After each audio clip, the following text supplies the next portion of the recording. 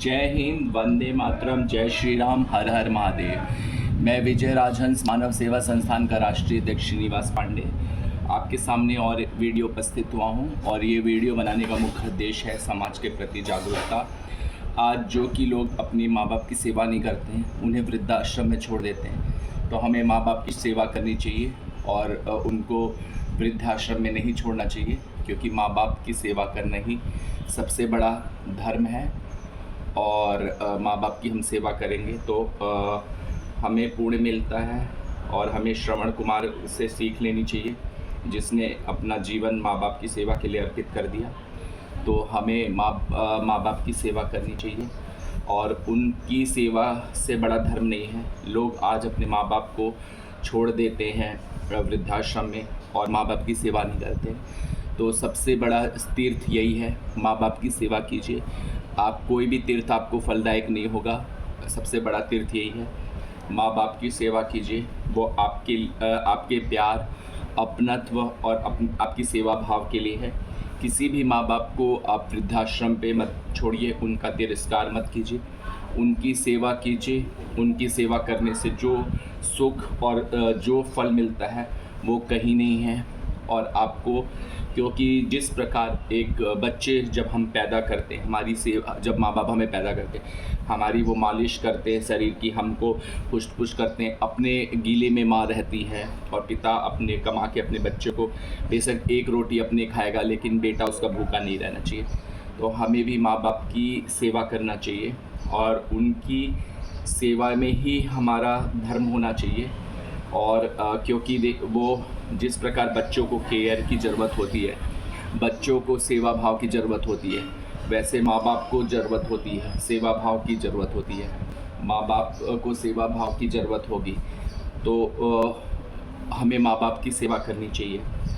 वो अपने शरीर से लाचार हो जाते हैं और उनका पैर बहुत दर्द हो जाता है। गठिया आपको 65-70 साल के बाद घेर लेती है। तो आप अपनी माँ बाप की सेवा कीजिए, उनको वो सुख दीजिए, वो उनको प्यार अपनत्व दीजिए, क्योंकि उनकी सेवा में ही हमारा कर्म है। अगर हम उनकी सेवा करेंगे तो ईश्वर हमसे प्रसन्न रहेगा।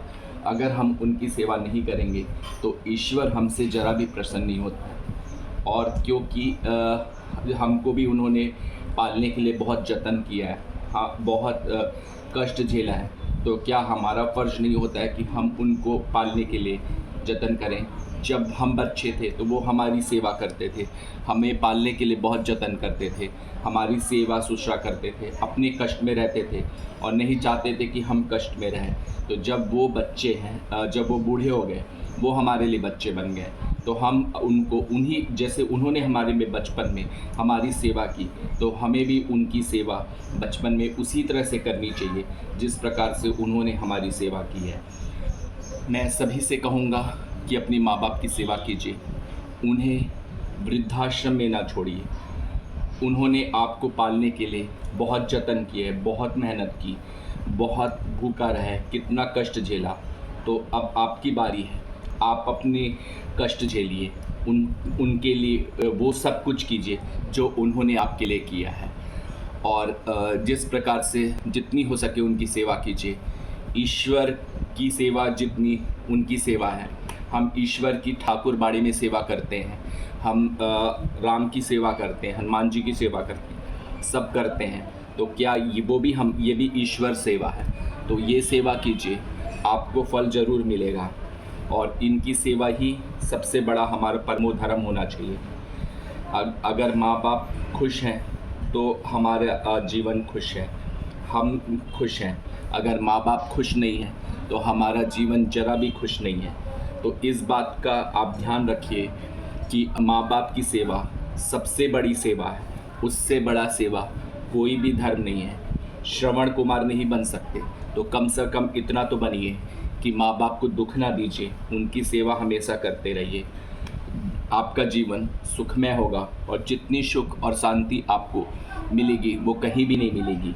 मेरी सभी से प्रार्थना है कि आप अपने माँ बाप की सेवा कीजिए, उनको अकेला मत छोड़िए, उनको ये मत एहसास दिलाइए कि उनका कोई नहीं है। उनकी सेवा करना सबसे बड़ा आपका धर्म होना चाहिए।